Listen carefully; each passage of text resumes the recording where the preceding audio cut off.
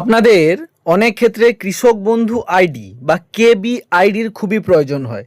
তার জন্য খুব সহজে মোবাইল দিয়ে কীভাবে বের করবে দেখাচ্ছি। দেখো, মোবাইলের স্ক্রিনে আসবে ঠিক এই জায়গাটা, যেখানে সার্চ করো গুগল ক্রোমে, সার্চ করবে কি লিখে, কৃষক বন্ধু লিখে সার্চ করবে। তোমরা লিখলে কৃষক বন্ধু, এই যে কৃষক বন্ধু আছে, এই কৃষক বন্ধু লিখে সার্চ করে দিলে। করার পরে দেখো, প্রথমে তোমরা একটা যে ওয়েবসাইটটা দেখতে পাচ্ছ, এই অপশানটাতে তোমাদেরকে কী হতে হবে, ক্লিক করে দিতে হবে। তাহলে তোমরা প্রথম অপশানটাতে ক্লিক করে দিলে। করার পরে একটু স্ক্রল ডাউন করে উপরের দিকে যাবে, গেলে দেখতে পাবে এই রকম একজন কৃষকের ছবি দেওয়া আছে, তার নিচে এই জায়গাটাতে লেখা আছে যে নথিভুক্ত কৃষকের তথ্য।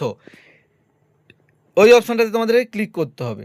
করার পরে দেখো, এখানে তোমাদেরকে সিলেক্ট করা একটা অপশান আছে, এখান থেকে তোমাদের আইডিটা সিলেক্ট করতে হবে, তারপরে তার আইডি নাম্বারটা। যেমন আমি যদি এখান থেকে ধরো আধার কার্ড সিলেক্ট করি, তখন আমাকে এই জায়গাটাতে কি বসাতে হবে, আধার কার্ড নাম্বারটাকে বসিয়ে দিতে হবে। তাহলে আমরাও আধার কার্ড নাম্বারটা বসিয়ে দিই।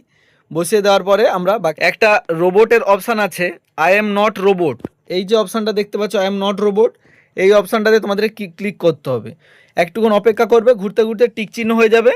হয়ে গেলে তোমরা এই যে সার্চ অপশানটা আছে, এই সার্চ অপশানটাতে ক্লিক করে দিবে। করার পরই তোমাদের সামনে কিন্তু তোমাদের কৃষক বন্ধু আইডিটা তোমাদের সামনে চলে আসছে, দেখতে পাচ্ছ যে এই হচ্ছে তোমাদের কৃষক বন্ধু আইডি।